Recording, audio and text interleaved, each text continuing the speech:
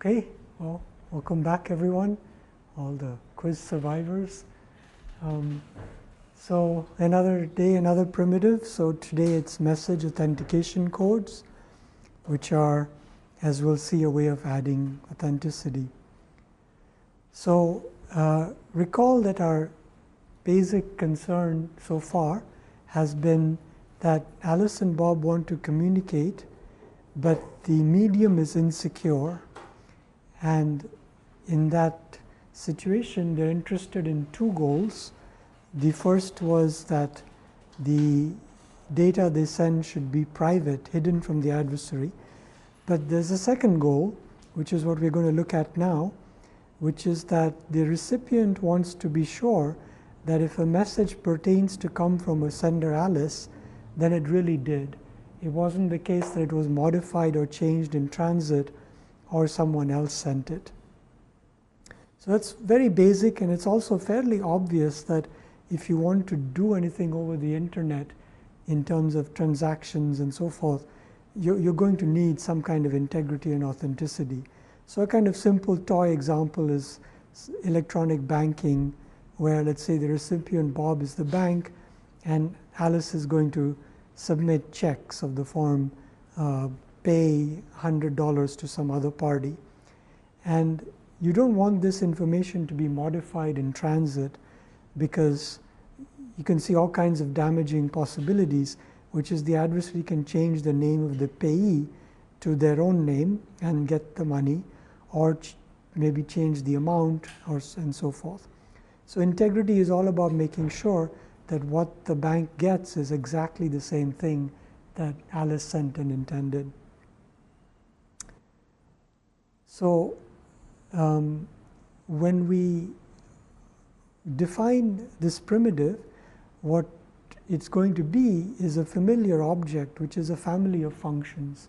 So remember, a family of functions is a two-argument function. It takes a first argument from a set called keys, another from some domain, and an output in some range. And we will specify these sets along with every choice of this function.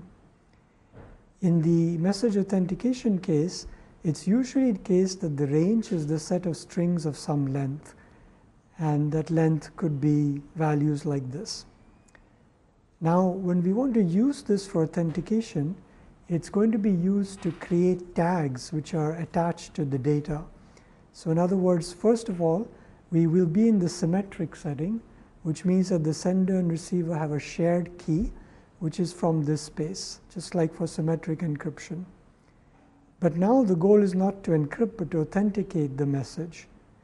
The message is assumed to be in this space, and what the sender does is it computes this fingerprint or tag, and the tag is done by applying this MAC function with the key to the message, and it will return some output. And what you send to the receiver is the clear text message together with the tag. So it functions as a kind of proof or fingerprint that I'm vouching for the authenticity of this data M.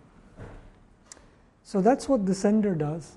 Now, it's no use trying to show something is authentic if someone isn't checking that at the other end. So we also need a process for the receiver to verify the tag. And they do that just by recomputing the correct tag and checking. So in other words, the receiver will get a pair like this. If all is well, it will be of this form, meaning T is T sub k of M. But the receiver wants to make sure that's true. So the way they do that is they know the key. So they can run this function, which is again public, on the message, which is here, and get the correct tag. And then it's just a question of comparing the correct one to the transmitted one. And if they match up, then you accept, otherwise you don't. So this is how message authentication works. And of course, eventually we'll formalize the whole thing into games and so forth. But the real world scenario is useful for intuition, application, and so forth. Okay, now we've studied privacy. So from that context, it may be worth noting that this is a setting that only targets integrity and authenticity. In particular, the data message M is being sent in the clear. There's no attempt here to provide privacy. That's not because privacy isn't important. It's rather that we study the two goals in isolation, and then in the next chapter we'll actually connect them up with each other. Okay, so now let's start slowly winding our way to a definition and metric of security.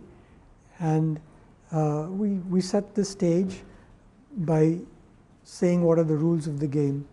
So if you consider an adversary that's attacking this message authentication code and usage, first off, as always in the symmetric setting, it doesn't know the key. That's exactly why it's at a disadvantage. If it knew the key, there'd be nothing to do security-wise. So the sender and receiver are the only ones knowing the key. But that doesn't mean the adversary has no information. You can legitimately imagine that it's eavesdropping on the channel. So when the sender sends out stuff, it sees it. What the sender sends out are things of this form: data and a tag attached to it. And it may send out many of these pairs. And we know that this tag is computed by applying our tagging function, or MAC, with the hidden key to this known message. So our adversary then sees a stream of stuff like this, and it knows the whole context. And through that, it's going to learn something. It learns something about the key through seeing usage of it, or maybe something about tags of specific messages having specific forms, whatever. And at some point, it wants to cause damage. So the next thing we have to ask is, what does damage mean? So what is it that if it does, we're not okay with? And the answer to that is that it has to fool the receiver. So it goes to the receiver and says, here's a message that I claim comes from Alice, the holder of the key, but in fact it doesn't. The adversary made it up. But the receiver is going to say, yeah, you claim that, but where's the tag? Well, this adversary will supply a tag. So it will supply both a message and a tag. And now the receiver is going to run its usual check. So it will compute the correct tag on this message and see if they match up. And if it does, then it's going to buy this and say, yeah, that looks like a valid message from Alice, I'm going to accept. And when that happens, your adversary has won, because it's got the receiver to think and accept a message is coming from Alice when it didn't really happen. So that's the basic goal. Now we have to think about a few details for meaningfulness. One is that your adversary may just take this pair and copy it over here, retransmit it to the sender and say, hey, this comes from Alice, check it, and the check would indeed pass. But that's okay. We don't view that as a problem. It's not what's called a forgery, because Alice really did send that message, even if at another time.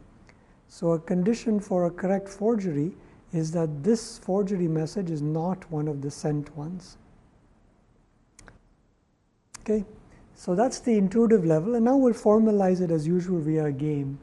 And now if you understand now how these games are made through so many examples, you could probably write it down yourself. It's not a very difficult game. What it does is it formalizes the process of the adversary getting and seeing these pairs through a tag oracle, and it formalizes these attempts through a verify oracle.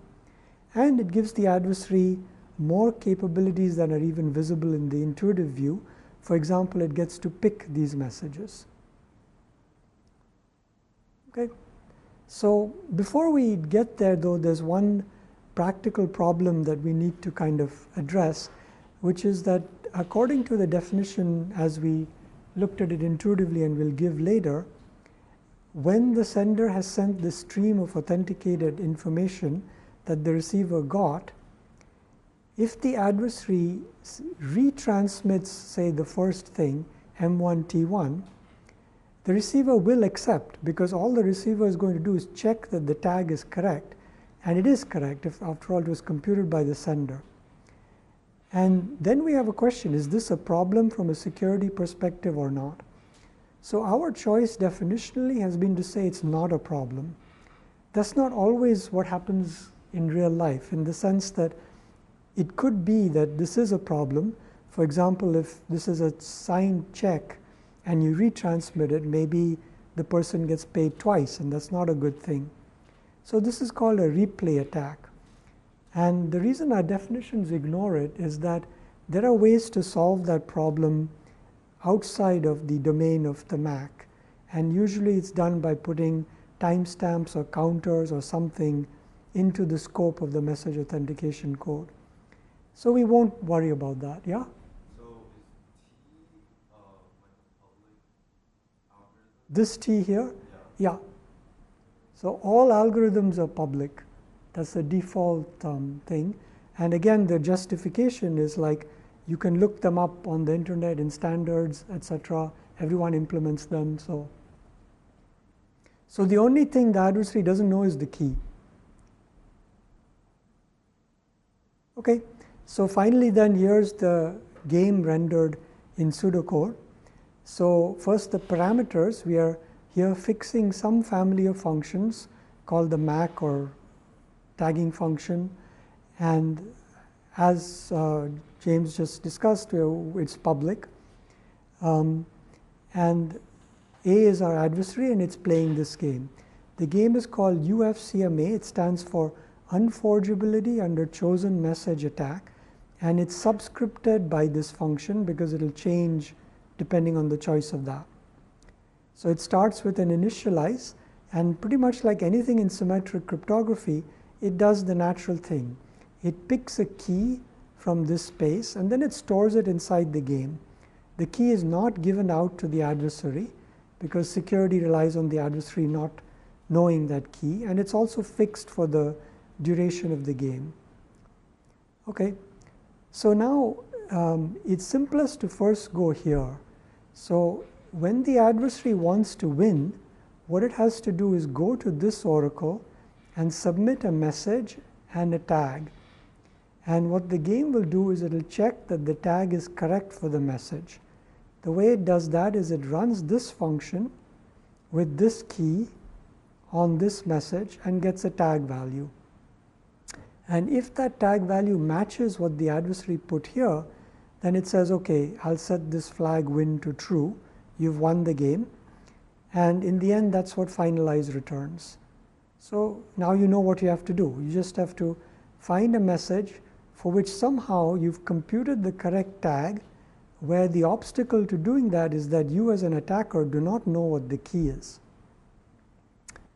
Okay, but that may not be that easy, so you have a little help.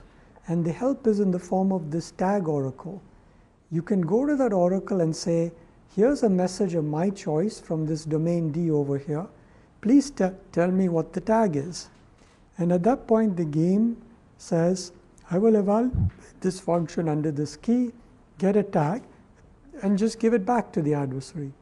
So as an adversary, through this, you get to learn something about tags under the hidden key, what they look like, how they're made, etc. And that will help you because after a while, you may get a sense that allows you to go here and make up some other message tag pair. Finally, this little glitch we came up with earlier is that if we leave things like that, it's a little too easy to win the game because all the adversary has to do is submit a message here, get the tag, and then just copy them over here. Same message, same tag. Obviously, the check will pass because the T was defined as T sub k of m. But it's not really a win because it's just a copy. So this set S stores all the messages which have been tagged by the adversary. And then over here it says, if you pick something inside that set, it's not, that's cheating. And at that point, I'll just stop. And now as long as you don't do that, anything else is a victory, and you proceed. And as usual, since there's a randomization, in particular through this key, there's some probability the adversary will win, and that's this. It's called its advantage, subscripted by the function family. Superscript is the name of the game. Adversary is the argument. This says you run the game UFCMA sub t with this adversary and see if this returns true. Okay, so that's our definition of the day. And as usual, this is kind of the central component of the chapter. So, and we'll be playing with it throughout. So, any thoughts, issues, questions about that? Okay. So, so then let's exemplify this a little bit. So, as usual, when we start to design these message authentication codes, we don't do it from scratch. We'd have not much of a chance of getting a good one that way. So, we build on something, and we have examples of those things from before. So, here I'll use some family of functions with k-bit keys, inputs from a block space B, which is the set of strings of some length little l, and outputs of some length big L. The most obvious examples are over here. Most often we tend to use AES, in which case all parameters are 128. If you remember, we studied the CHA-20 function, which are 256-bit keys, 128-bit inputs, and big outputs. So any of those are things you could plug in. Now we define our tagging function, and what we do as domain is to allow it to take strings of any length, which is a multiple of this L over here. So remember, the notation B star means strings whose length is a multiple of this over here, meaning they're strings effectively over the alphabet B. In particular, you can input strings of different lengths, not just one length. But the tag is always L bits. Okay, so how does the function work? First, it breaks the input into little L bit blocks. It's kind of the natural thing to do. That's why we chose it from this space.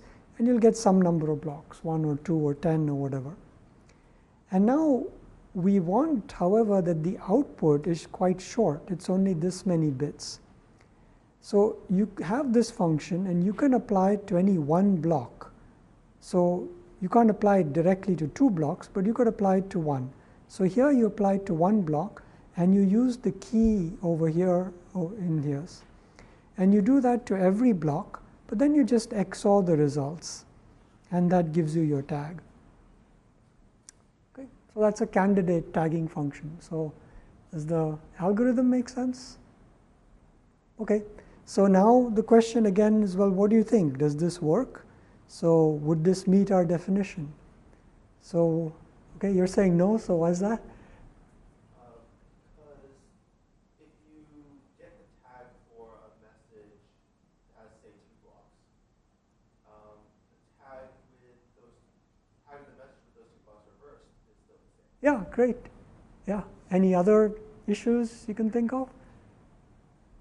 Yeah, so that's exactly the kind of thing you have to think about for this kind of goal, right? How do you create new tags directly? Okay, so so the weakness he identified is this one. It says that if you consider the tag of a 2-block message, X and Y are the 2 blocks, changing the order of the blocks does not change the tag.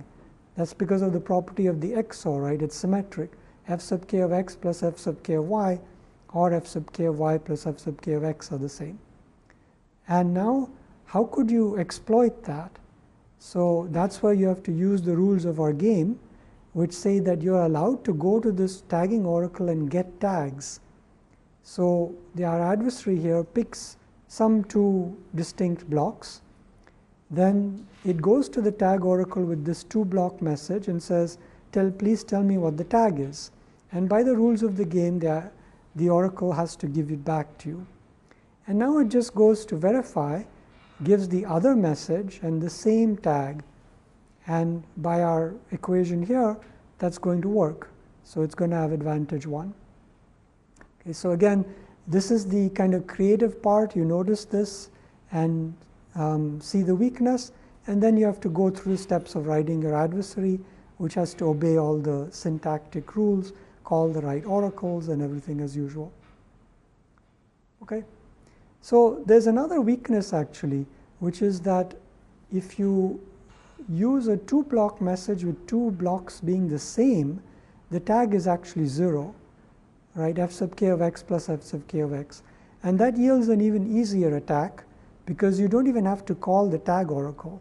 You can just pick some x and output verify XX, and 0 is the tag. Wait, can you go back to the game slide? I'm a little confused on what S is doing. So what S does is it's a set maintained by the game which stores every query that's ever been made to this oracle. So whenever the adversary calls here, it'll get stored. So for example, in this case, it called with XY, right? So what will happen is XY will go inside this set. So this set will now contain XY. And as more things are queried, it just gets bigger. The place it's used is over here. So when you call verify, the first thing it says is it in this set? And if it is, it says, sorry, that's cheating. I will just deny that query, right? Because otherwise it's too easy to win. So in particular over here, when you call verify, it will go here and it will say, okay, is this thing in the set? And it's the pair YX. So it asks, is YX in the set? And you have to check that. And this is a good point to bring up because it forces us to look at some details. Notice that over here, I didn't just pick arbitrary XY. I made sure they're different. So why would they need to be different? Right? So it's exactly to make sure that they don't fall in that set. If they were the same, XY would equal YX. And then at this point, it would say, sorry, that's not okay. So the adversary that you presented for that XOR case, is that considered a one query adversary? Yeah. So usually when I talk about these, I'll tell you explicitly that you have this many queries to this oracle and this many to that. So you have to count them separately. So you say one tag query, one verify query. Okay, great. Anything else? Yeah? That's true, yeah. So these adversaries, according to this syntax, they don't actually return anything. So it's done by, everything is done through calling verify.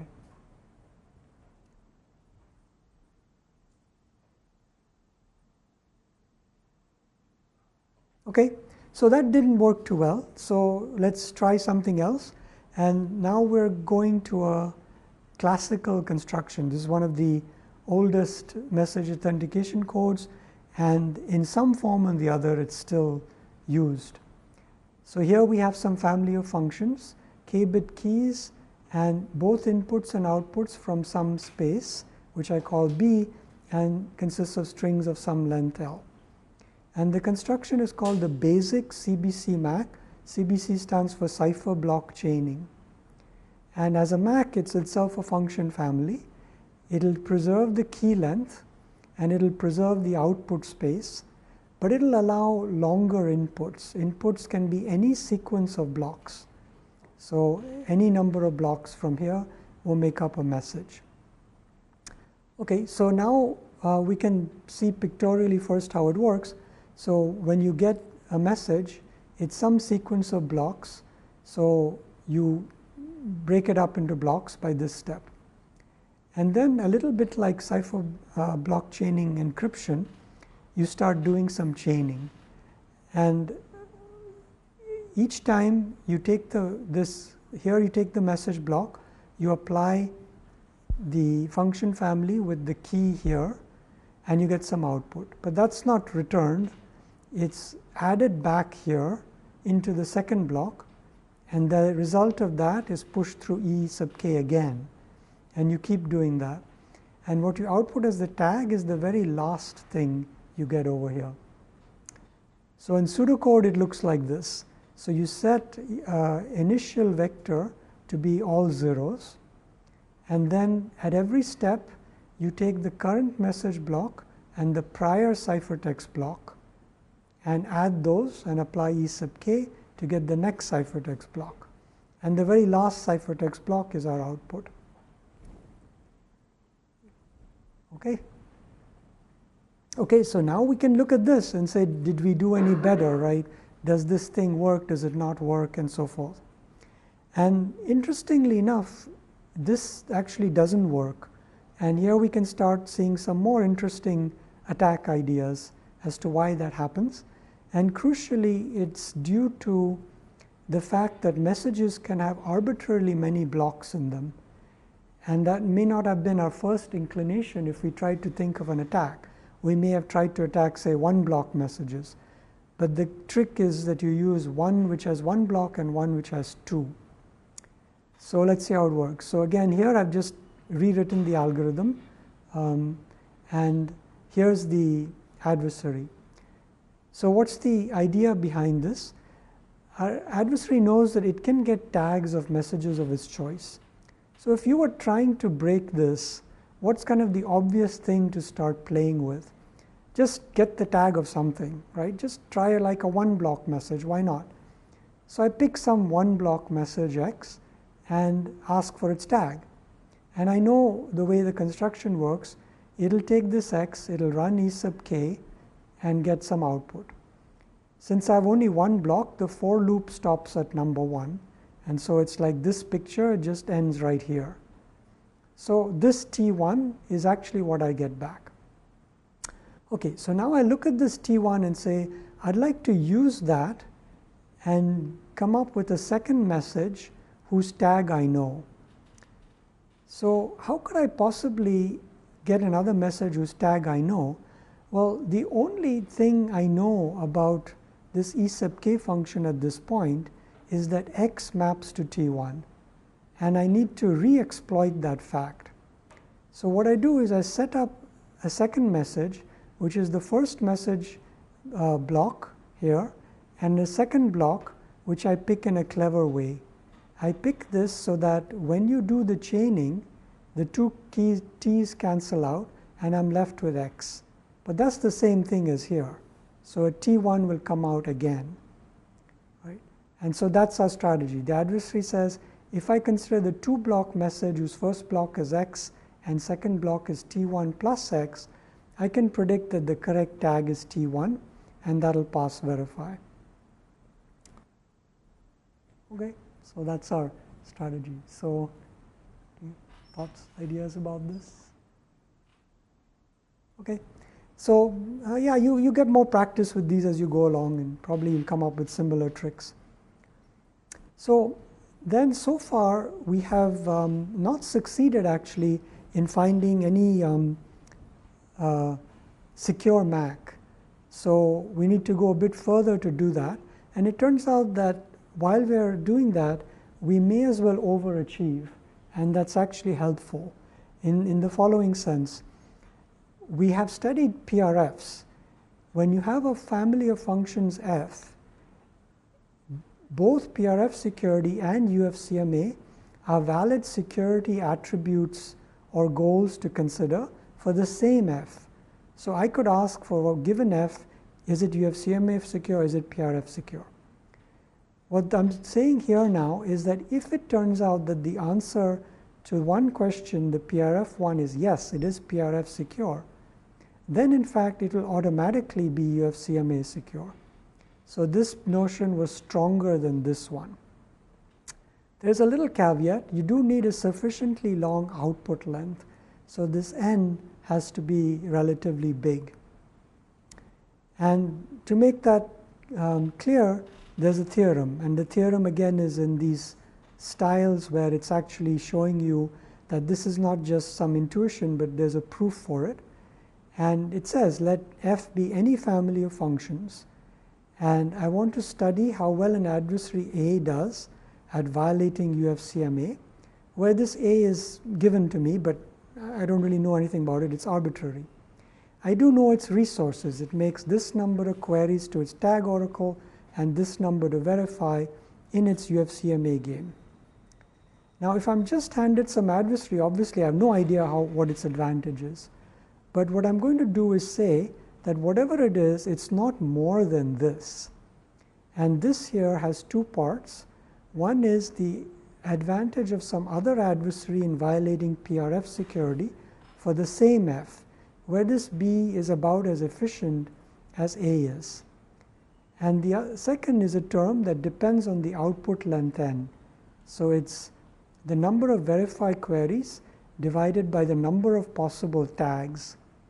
So the way to read this is that in order to violate UFCMA, you have to either violate PRF security or you have to make enough verify queries that this gets big enough. And so this is just formally saying this, and if this is hard to parse, you can just go with the intuition from here.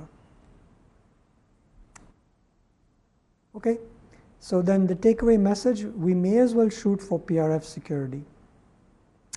Now there is an attack actually underlying that claim, which is very generic, so maybe worth knowing a little about, which is that you do need for any UFCMA function to have a reasonably long output length. And the reason for that is a little obvious, namely, if tags have length n, you can always keep trying tags exhaustively. And so at some point you'll hit the correct one, and that'll be a forgery. So that means to be secure, there should be a large enough space of tags. And that's captured in this proposition or claim. So what it says is if you have any family of functions with n-bit tags, and I allow my adversary some parameter q sub v number queries to verify, then it's going to be able to get an advantage which is this much. In other words, with probability, the number of verified queries divided by the size of the tag space, I will succeed in getting a valid forgery. And again, the intuition is just that, well, you can just keep trying tags one by one until you get the right one. And our conclusion is that if this output isn't big, then this attack is going to be practical. If n is like 2, then 4 verified queries will get you a win, and that's not good enough. Now, when one looks at this a little more closely, it may be a little interesting to see that PRF security does not have such a restriction on output sizes, in the sense that you could have a perfectly and highly secure PRF which only has, say, 1-bit outputs, but you can't do that with UFCMA.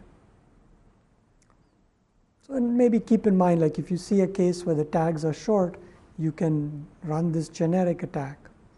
And for some details, this is how the adversary would work.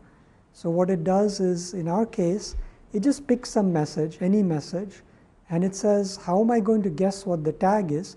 I'll just keep trying random things, and at some point I should hit it. So it keeps picking random things.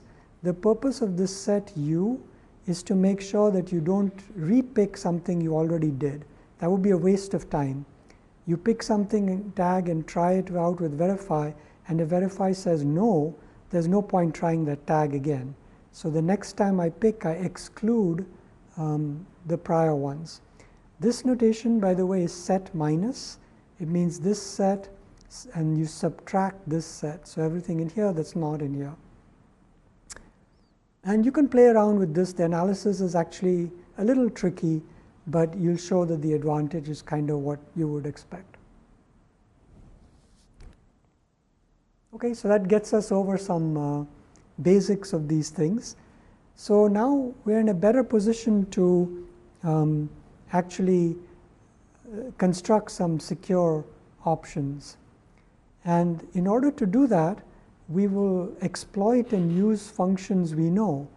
So we have many such choices. For example, SHA-20, AES, even the compression function of SHA-256, which we studied. These are all functions which we've been willing to assume are PRF secure. They have different key lengths and input lengths and output lengths, which you can see by looking at the signatures over here. But they all, in their own domain, work well enough. Since the output lengths are long, our previous results say if we have constructions based on these which preserve the output length, they will, and we show their PRFs, they'll continue to be UFCMA. So our goal now is to try to get practical message authentication codes from these. Now, why is there anything to do here? because the input lengths here are rather short, and in practice you don't really have 128-bit messages or even 512-bit messages. You may have files or movies or anything like that. So we want now to be able to go to long messages, but exploiting things like this under the hood. And that task is called domain extension. So here we kind of encapsulate that task more precisely. So I want to build message authentication codes which are both PRF and UFCMA secure, but I want them to have domains like this, meaning I want them to take inputs, which it's fine if they're strings multiple of some block length, little l, but any number of blocks should be allowed. Perhaps this B plus, remember, is any non-zero number of blocks, so any positive length. Maybe here this indicates there's a limit of big N on the number of blocks. That's okay too, as long as this big N is big. But you think of long inputs. And our job is to construct these from the things we've already seen. Now looking back, we actually already saw examples. The basic CBC Mac does do this. It just did it badly. It was insecure. So we'll look at better ways of doing it. Okay. So before we dismiss the basic CBC Mac, however, this is a claim that says it's not a complete write-off. In fact, it does work if you confine yourself to only authenticating messages of some fixed length. So the way we encapsulate that is you say, okay, we take our family of functions and build the basic CBC Mac, but fix also some number m of blocks, like 1 or 2 or 10 or whatever, but you can't change that number. And now the tagging function is only on the space of that many blocks. And when you do that, then this theorem says that in fact you do get a PRF, in the sense that the basic CBC Mac provides you PRF security on this domain. And we don't have to look at the details of the theorem. What's just important is you understand the conclusion, which is this works. Up to some limits, it works. Okay. So now we come to the first kind of interesting construct that is used and actually does work. And what it says is that we can take that basic CBC Mac, which we broke, and only make a small tweak to it, and we'll get something that works. And that's called the encrypted CBC Mac. So the setup is the same as before. We have our function family E with blocks over this space, which are L bits long. And one first difference between the encrypted CBC Mac and the basic is that we see that the key length has doubled. It's not this K, it's twice that. So we will think of a key as having two parts corresponding to two keys for E. But the input space is any number of blocks, and the output space is one block. Okay, so how do we compute the thing? We start by just doing the basic CBC Mac. So we take our message, we break it into blocks, and then we start running the basic CBC Mac. But when we do that, we need to ask what key do we give the E function? And for that, we parse the key to this encrypted CBC Mac as two keys for E, which we call the inner key and the outer key. And here you use the first key, the inner key, and you just do the basic CBC Mac with that, and that gets you to this point.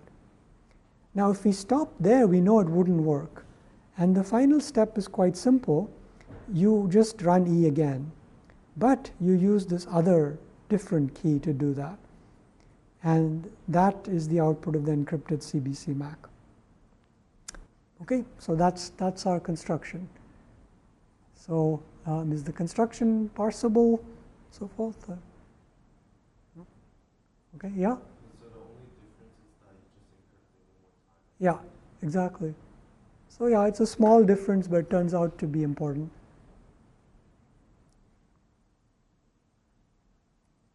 Okay, And then again, I want to claim that this works, and in order to make that claim precise, I do it through stating this theorem. So the takeaway high level from the theorem is simply the encrypted CBC MAC is good, but this gives us some details and some reasons. So first off, it says that yes, it's good, but that's based on the assumption that the underlying function family E is itself good as a PRF. And secondly, it assumes that you don't authenticate too much data. So the amount of data you authenticate has to be such that the square of that amount divided by 2 to the power the length of inputs is small enough. And the way the theorem says that is you consider some adversary. Now I may as well look at PRF security because we know it implies UFCMA. So in fact the theorem is stated purely for PRF security. Then it will have some advantage against the encrypted CBC MAC. And whatever it is, I can say it's not more than this formula. And this formula has two terms, one being the advantage of some other adversary attacking the family of functions E that we started with here in the PRF sense. And we assume this is small because we are willing to assume that E is a good PRF. The second term says, consider that this A adversary here is making a whole bunch of queries. Now we're back in the PRF game here, a little confusing maybe, but so the oracle is actually Fn, and there's only one oracle. But the queries to that have varying lengths, varying number of blocks. So this parameter says, look across all the queries and add the number of blocks in them and get a total number of blocks. And here you have a term which squares that and divides by 2 to the L, where L is the length of inputs to this function over here. So this says that you can get an advantage growing quadratically in the number of encrypted blocks, but limited by the size of the block space. So if this little L is big enough, this is still going to be small. So again, there's a lot of details there, but the takeaway is just that effectively for a well-chosen E, encrypted CBC MAC works. So we have our first example of something good. Now, there was this peculiarity in the last theorem of a term involving the square of the total number of blocks encrypted. So this is just to note that that's necessary because there are actually non-trivial attacks on these MACs. In fact, our old friend, the birthday attack, continues to work. And when you look at things like the encrypted CBC MAC and even others like HMAC that we'll soon see, those attacks do violate UFCMA security. And they will do that using approximately this many tag queries, where the end here is the output length of the MAC. So if the MAC is output length 128, if you make 2 to the 64 tag queries, you actually could generate a forgery. And what the type of theorem we saw earlier says is that that's best possible. So we've completely determined the security. Now this doesn't work for every message authentication code, but it works for a class we call iterated ones, and this class includes basically everything we've studied. This attack isn't entirely obvious, so I don't try to detail it in class, but at least we know it's out there. Okay, it's good to see on a practical level what conclusions we're going to draw from all this. You can imagine here that someone comes to you and says, hey, we have all these options for MACs, different ways to build them, different starting points, and all these theorems and claims and attacks, so what should I do? And this kind of answers something like that. So it says, okay, suppose I want to use encrypted CBC MAC. Well, I have to first make a decision, since it depends on some underlying function family, what choice I make for that. And I could go back and use a block cipher like DES, or I could use a modern block cipher like AES, and that'll make a difference because the output length of DES is 64 and AES is 128. So if you want to assert, somehow determine, for example, how much data can I safely authenticate, you can go back to the formulas and see that what they're telling you is that that sigma value has to stay below 2 to the power n over 2.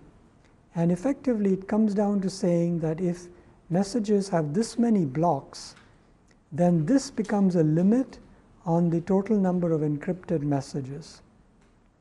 And you can tabulate that for different limits on the length of the message. You can compute that value, and you'll see that with DES you can't do a lot of authentications before things break. But the moment you move to AES, it goes up. It'll go down again if you allow longer messages. These new functions we'll see in a bit, however, will again push things up because they have even better output sizes. Right? So this is how you get kind of practical conclusions out of these theoretical results. Okay, so the final thing let's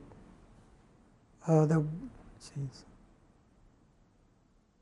stop time is 10:50, right? Okay, so the final type of MAC that we'll look at is based on hash functions. So remember that we studied hash functions like SHA-1 or SHA-256, but those are the practical ones are actually keyless, and their goal is collision resistance. However, in the early 90s, people found that early functions like MD5 were faster than things they were using to build Macs. And so they asked themselves this natural question, is there a way to use these to do message authentication? But when you ask that question, you run into a fundamental problem, which is that these don't even have a key, and Macs just don't make sense without a key. Without a key, they're obviously insecure. So we have to get a key into there somewhere, and the question is there a way to do that, to get either PRF or UFCOMA constructions from hash functions? And so that problem came to be known as how do you key a hash function. But these hash functions take arbitrary inputs and give fixed length outputs. So in fact, if you want to key them, there are very obvious ways to do it. And this is the most obvious. I now have to construct a family of functions T, which takes some key and a message. And I have to do it based on just a hash function, which takes one input, and it doesn't have any notion of a key. Why don't I just take the key and prefix it to the message and run that through the hash? It's a perfectly valid construction, right? So now I've effectively keyed the hash function through just putting the key in the input here. Now from the point of view of the hash function, all of this is just normal data. It has no understanding of what a key is. But externally here, we know that this is going to be secret, and we put it into here. So this was the first thing people proposed. Now to look at it, we'll add a few more details. You remember when we studied these hash functions, we said they were designed through a paradigm we call MD. And that consisted of iterating some compression function, which we had called little h. That took a b-bit block and an n-bit chaining variable and gave you an n-bit output. And we had a very simple prescribed method for iterating it and thereby building a hash function. That hash function would have a much bigger domain, strings of length up to some big length L sub m, which is specified through the construction, but the same output length as the compression function. That tells us something about the parameters of the MAC we build. What I'll do here is I'll make this key of length the block length of h. So that'll be b bits. It'll be able to take messages almost as long as h does, just a little bit less because of the space for the key. And the outputs will remain the same as here. So those are details to tell us what this actually means. Okay, well then at this point, given that hash functions are out there, we have our candidate MAC, and hopefully a fast one, but we have to ask ourselves, does this thing work, right? Does it actually meet UFCMA security. And this question devolved historically by the fact that in the 90s, these constructions actually were proposed and people looked at them and people thought, many of them thought that it's good. But it actually isn't. And what's interesting about the fact that it isn't is that the attack relies on knowledge of the MD structure. You need to know that it started from this little h compression function and it ran MD in the way it's prescribed to build this h in order to see the attack. And if you didn't know that, you would probably have a hard time coming up with the attack. And since it was not only historically important, but it's a technique which arises over and over again, and it has a name. It's called the extension attack. I'll try to show you what it looks like. But for that, we will have to, unfortunately, kind of remember a little bit what these hash functions look like internally. So again, we have our compression function taking a block and a chaining variable and giving you back an output of length n. Typical values, say b would be 512, n would be 256, things like that. And we defined something called the cascade, which iterated h many, many times to get an output. And then we said that the way we build our hash function is we take some input x. Remember, from the point of view of h, there's just one input. I'll call it big X. We do something called encode it. Encode it means that we stick its length at the end and some padding in between to make a string whose length is a multiple of b. And then we run our cascade thing. And that takes two inputs. One is a fixed value called the initial vector, and the second is this one over here, and the output of that is the output of the hash function. So first clarification, here we're just talking about hash functions. We haven't yet approached the max stuff. And to get a bit of a handle on this, notice that if you have a message whose length here is already a multiple of the block length like this, then the construction here will be forced to create an additional new block of padding. So we will write that input y like this. So it's our x followed by something like this. Y this over here, mb is the length of x, so that's this over here, as many zeros as you need, and a 1, that's our padding, and it's this part over here. So we'll exploit this. Okay. So again, somehow to get a little more of a grasp on how we begin with this thing, we now look at our tagging function. So remember, that takes a key and a message, and the key is b bits long. And what it does is it hashes the concatenation of k and m. And that's per our formula over here.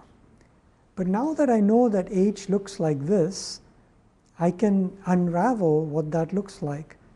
So it would set x to the concatenation of k and m, and then go through our h construction, meaning encode that value, run the cascade, and get an output. And at the moment, what I'm particularly interested in here is what are the lengths of different things involved. So we know that the key is b bits long, so that functions as one block. So this x is one block longer than the message, or in bits, b bits longer than the message. So when I do the encoding, what I'll get is this followed by padding. And the padding will have the length of x, which is b more than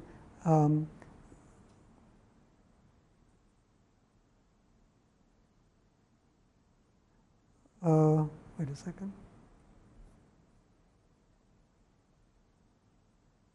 Is that x or m? I think I may have a mistake.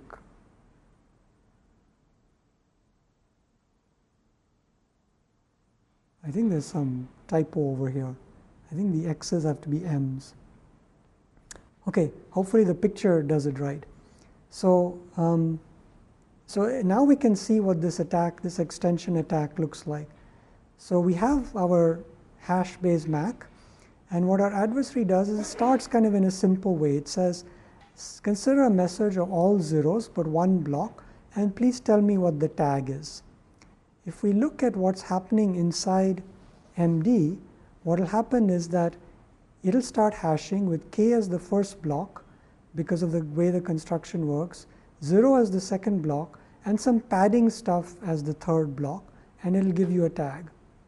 So now our adversary looks at this tag and says, fine, I want to create the tag of a new message. And the trick for doing that is to set this new message to be the concatenation of these two things. So it's a 2-block message. And the reason that works is that if you consider running the hash function on this 3-block message, what would it do? Well, it would just create an additional padding block and apply the compression function one more time. So it would look like this. And so we know that this tag T prime would in fact be computed based just on T, H, and some padding. And what's nice about that for the adversary is that the key is actually not involved. So it can create this padding block, it gets the T by calling its tag oracle, and it has all the inputs necessary to run this H and compute the T prime. And that's why it's called extension, because this is an extension of the original message.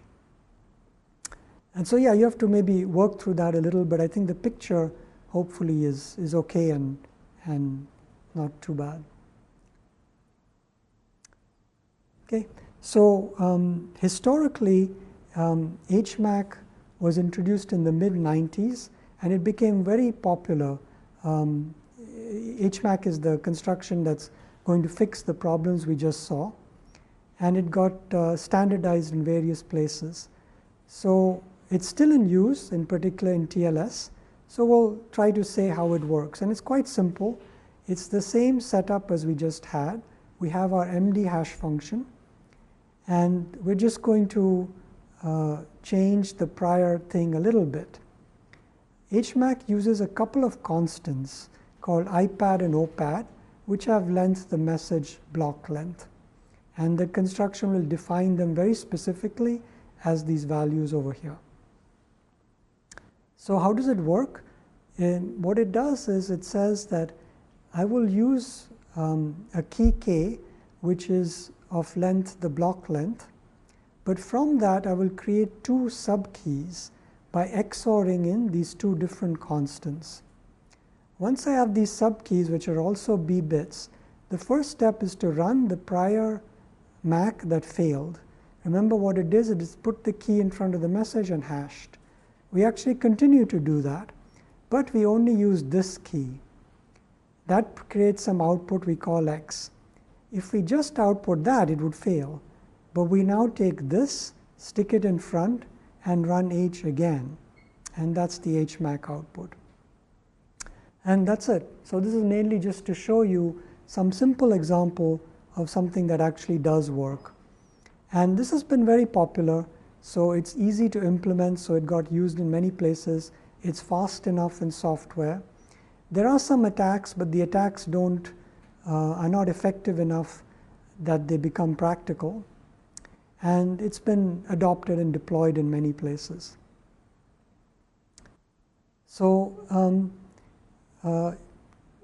the final recommendation about it is that if you use HMAC, just make sure you may use it with a good hash function, because as we saw in our study of hash functions, some of the earlier ones were actually broken.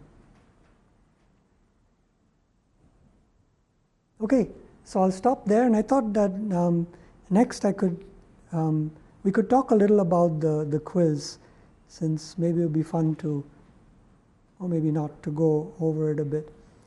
So, so the solutions are posted, and okay, so here's the first problem. So what it does is it says there's some block cipher, and we define another family of functions with 2 n-bit keys and inputs and outputs, and you're asked a bunch of things about it.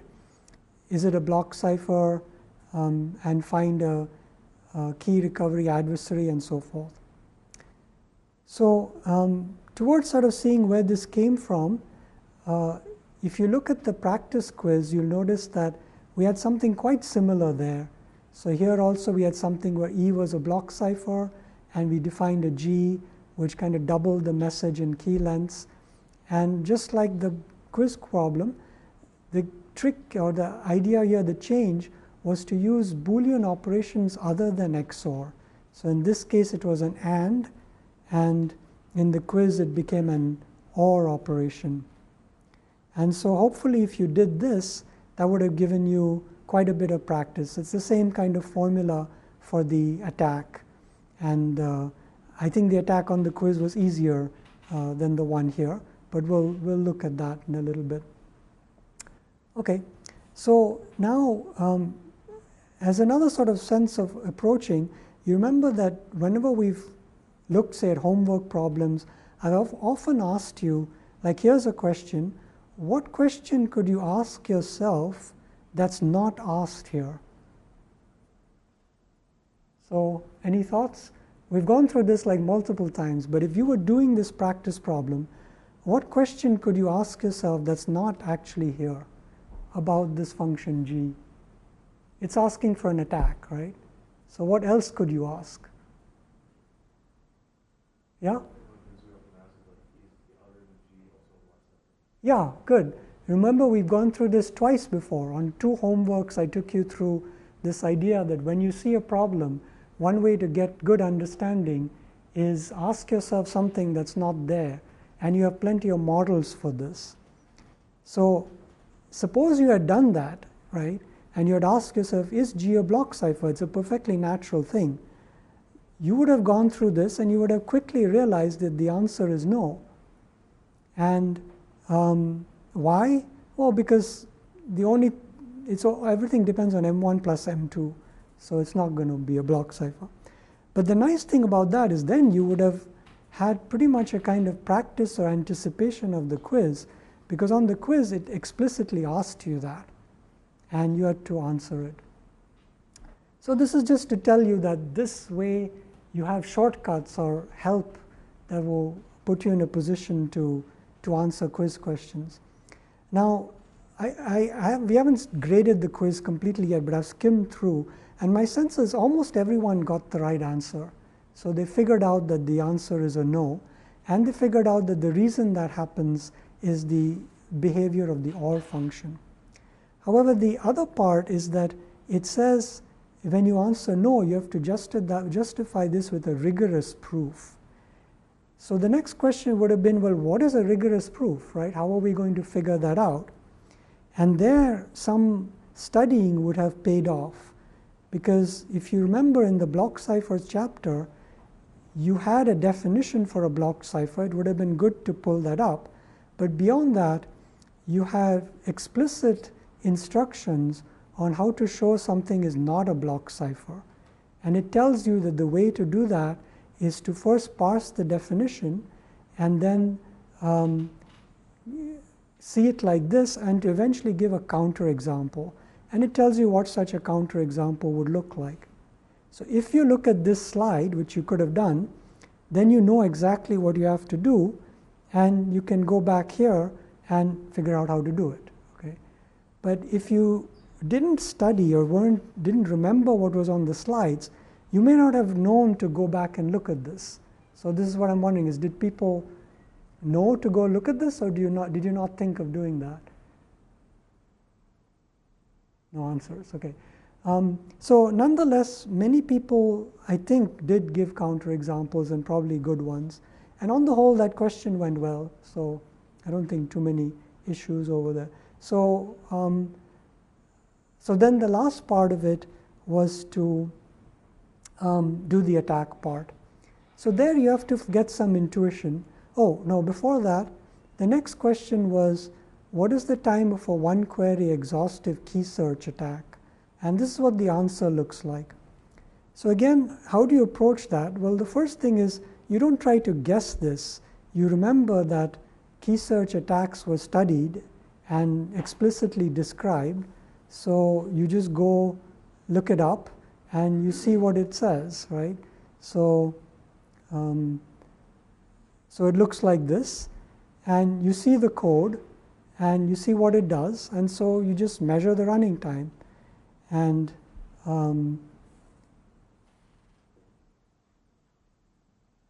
so you look at it and you see, yeah, it's the loop is n times, and each time you compute e once. So how do you then map that back to the quiz problem? Here you're talking about some e, but you have to ask, what is this big N? Well, it's the number of keys, which means the size of this set, right? So that means that over here you ask yourself, if I pattern match with this G here, what is the set of keys? Well, it's this set, right? So the answer is how many things are in this set times T sub n, right? And so that'll look like this. So now here, more curiously, when I looked at it, a non-trivial number of people had something of the form 2 to the n times T sub e plus n. That is not a good answer, okay, because that is not the size of this space. And so there was not a good pattern matching of the slide to the answer. And so that's an answer that won't get much credit. Okay, it's not at all correct. Now, I don't know. Some people thought that 2 to the n is, since you have a big O, it's the same as 2 to the 2n. Because that isn't true, so that wouldn't be okay. Okay, and then the final part is, by the way, there's another way I would suggest that if you had written down 2 to the n here instead of 2 to the 2n, you could sanity check that. And something in the problem in the quiz would have told you it's the wrong answer. Any idea how? Something that's more about exam skills than technical. How would you know if you had written 2 to the n that it's wrong? I got a good hint of that.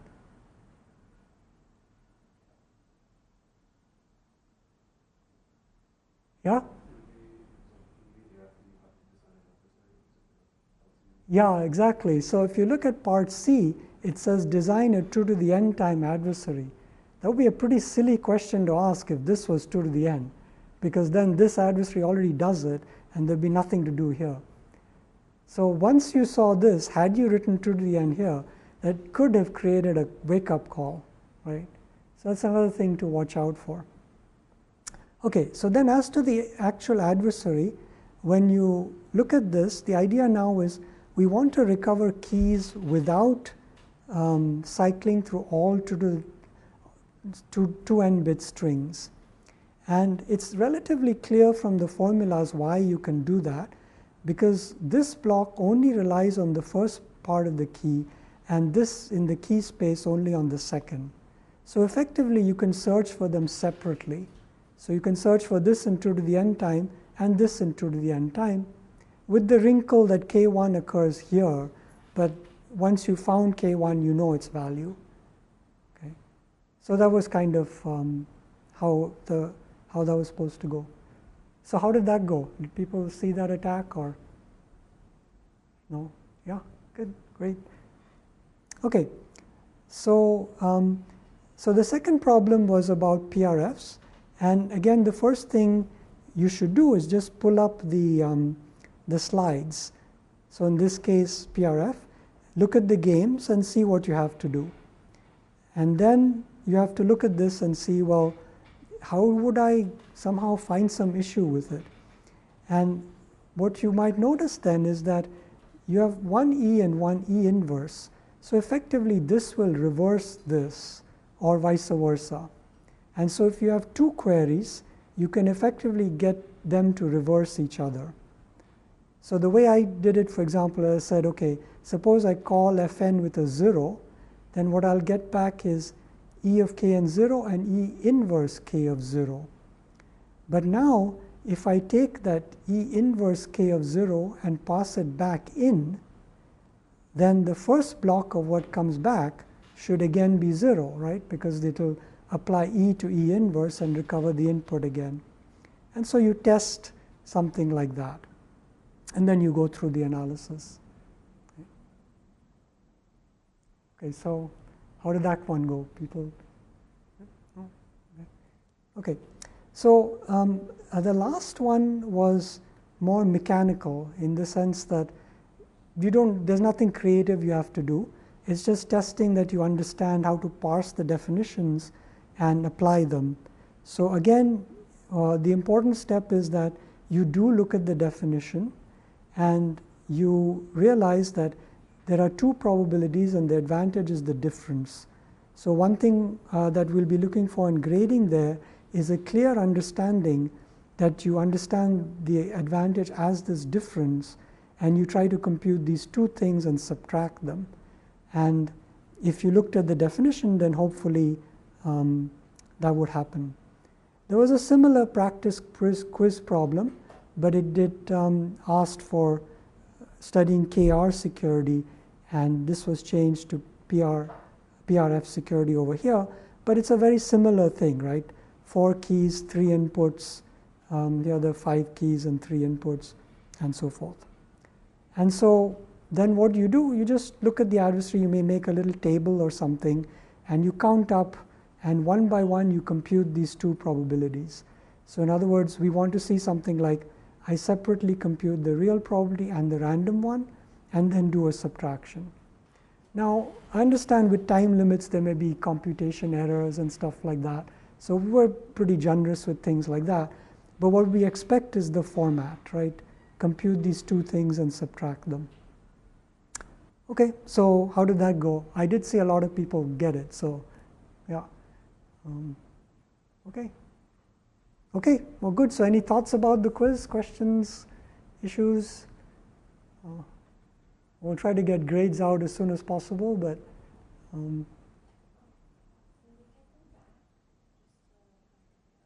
yeah, they'll be up on GradeScope. The graded ones, yeah. And you have a regrade request window.